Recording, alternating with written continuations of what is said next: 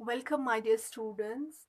Let us start our 47th lesson, and our topic is Punishment in Kindergarten, a poem by Kamla Das. In our previous lesson, we discussed the summary of this poem, and today we will discuss the stanzas of this poem one by one. There are actually three stanzas. Let me tell you, there are actually three stanzas in this poem, and let us start with the first stanza, that is, today the world is a little more my own, no need to remember the pain a blue-frocked woman cast, throwing words at me like pots and pans to drain that honey-colored day of peace. Why don't you join the others? What a peculiar child you are. So this is the first stanza of the poem, and in these lines, the poetess talks about the present. Today the world is a little more my own. She talks about her present. That means when she is in her adulthood. And in her adulthood, she feels that she is a grown up person and she has peace and confidence. She feels to be the mistress of her own world. She can do whatever she likes to do, but at the same time, so in this first line she talks about the present, and then in the next coming lines she will go into her past, she will go actually into her childhood, and in these lines she will tell us about an incident. She recalls actually a painful incident of her life, but she says no need to remember the pain. In her adulthood she feels that at this time she doesn't have any need to remember the pain which was in the past caused to her by somebody. And who was that somebody? A blue frocked woman caused throwing words at me like pots and pans to drain that honey colored day of peace. And now she goes into her past, and she says is that it was a fine picnic day when a blue frocked woman, and who is this blue frocked woman? She is actually her teacher, and that teacher, she starts rebuking her, and she used very harsh words at her, and those harsh words really they spoiled that beautiful, sweet, and one of the precious and peaceful day of her life. It was a fine picnic day, and she was on a picnic with her classmates, and she was actually enjoying the picnic in her own way. She had kept herself, the poetess had kept herself aloof from the other children, and she was enjoying with the company of the nature. But her teacher, she found it somewhat unusual, so she started rebuking her, she started scolding her for not joining the others, and she used very harsh words against her, and those harsh words really caused lot of pain to her. And what did she say? Her teacher, why don't you join the others? What a peculiar child you are. She called her an unusual, strange child because the poetess was enjoying her day by not mixing up with her other classmates, and she had kept herself aloof and she was enjoying her day. But this seemed to her teacher somewhat unusual, and she started rebuking her and used very harsh words. This means that the teacher, she couldn't understand that this little girl, she was very shy and sensitive, and it was her own liking to enjoy her picnic in her own way. But the teacher only wanted that she should join others, and only then she can enjoy the picnic. But the poetess as a child had her own way of enjoying the picnic. So all this, when she used very harsh words, that peaceful, that beautiful, that precious, and that golden day of her life, it got spoiled. Also in these lines, if you will look, a blue frocked woman. So in this blue frocked woman, it here the poetess has used the visual imagery. So a sort of an image of a blue frocked woman it appears before our eyes, so it's an example of imagery. And words at me like pots and pans. Words at me like pots and pans, so it is sound imagery. And that honey colored day of peace, it's an exam. Here the poetess has used the poetic device epithet, because honey colored, it means here we can say it means golden, it means sweet, it means precious day. And it is, so the poetess has used it here in this the honey colored day, it, the poetess has used it as an epithet. Now coming to the next stanza, that is, on the lawn in clusters sat my schoolmates sipping sugarcane. They turn and laugh. Children are funny things. They laugh in mirth at others' tears. I buried my face in the sun-warmed hedge and smelt the flowers and the pain.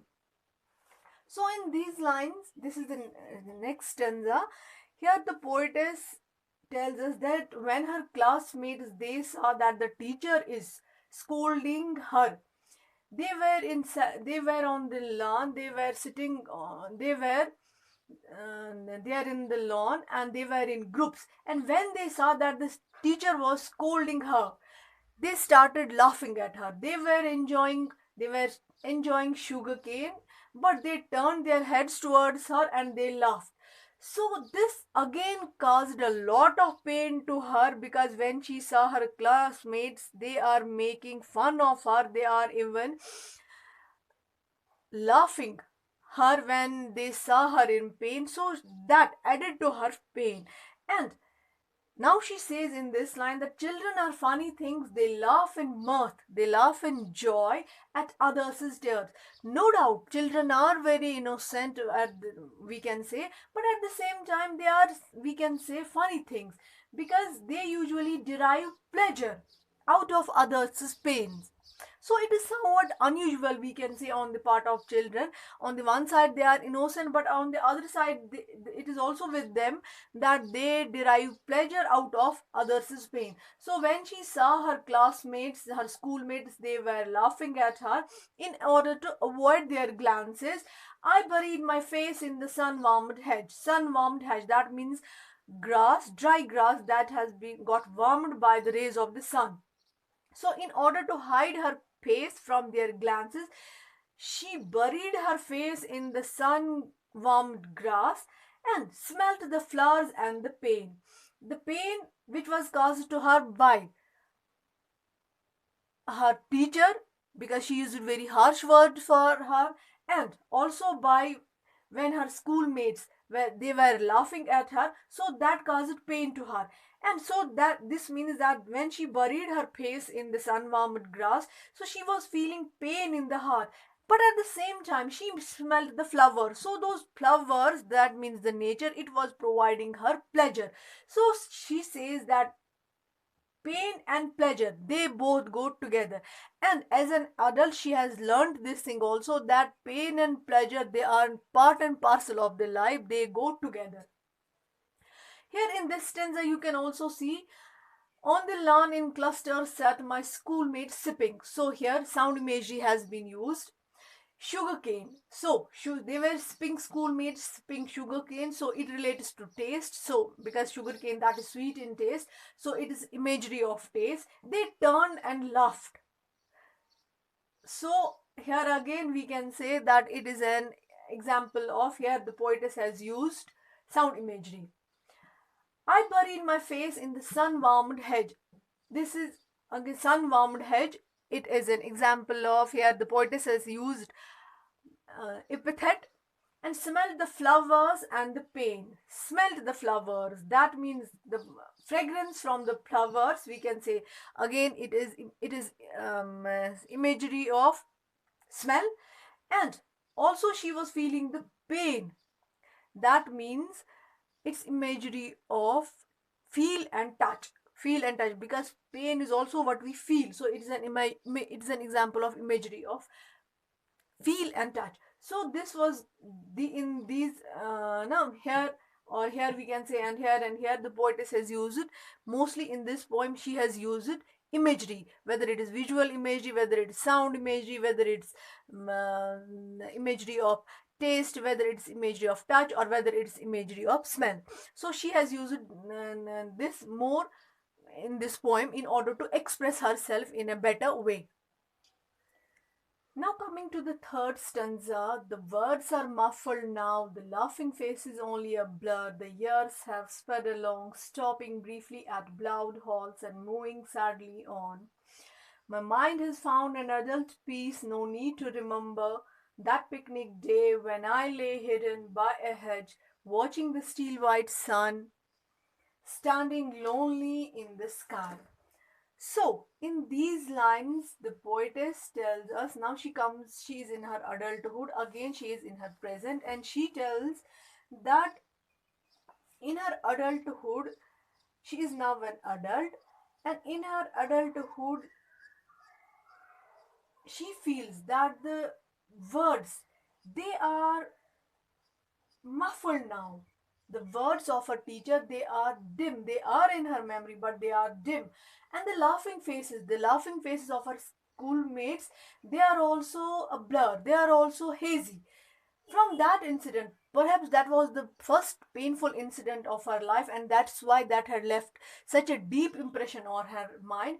From that incident onwards, the years have sped along. That means the years moved on, the life moved on, stopping briefly at bowed halts. When there were some moments of pleasure, the life seemed as if it will stop at these points and it in fact stopped at that points just for a while and moving sadly on. And when there were other moments of pain in her life, but at that moments the life it's moved sadly on, it moved on, it didn't stop. So the rule of the life is neither at the point and moments of pleasure nor at the moments of pain it stops, but it moves on. My mind, as an adult, she says that my mind has found an adult peace. An adult peace here refers a peace that relaxes one's nerves, gives confidence, and makes you understand the realities of life. No need to remember that picnic day when I lay hidden by a hedge, watching the steel white sun standing lonely in the sky. And again, she is referring to that painful incidents of her life when she was that day rebuked by her teacher, and that pain was still was the pain was caused to her by her teacher and also by her schoolmates. But she doesn't in the present, in her adulthood, she doesn't want to remember that picnic day when she felt just like the sun was lonely in the sky. She also felt the same, that she too was lonely, and she had buried her face in the sun warmed hedge, in the sun warmed grass, and she was there lonely because everything seemed to her that it was turning against her. It was not, nobody was giving her company, and she was feeling completely lonely. The words are muffled now, so we can say again here sound imagery has been used.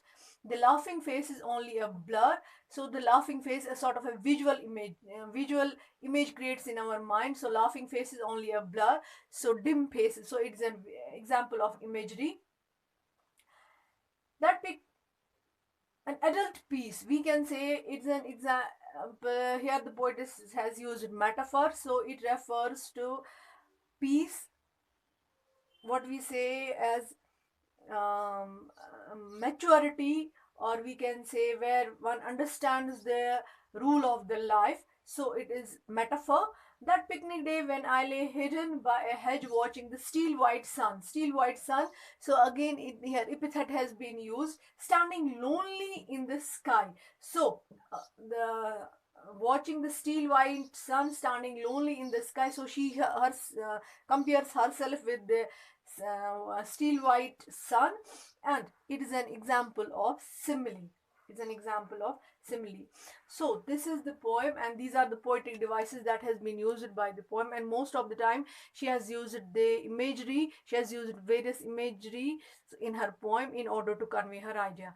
Thank you very much. And in our next lesson, we will discuss, perhaps we will discuss the questions and some other aspects of the poem. Thank you very much. Have a nice time.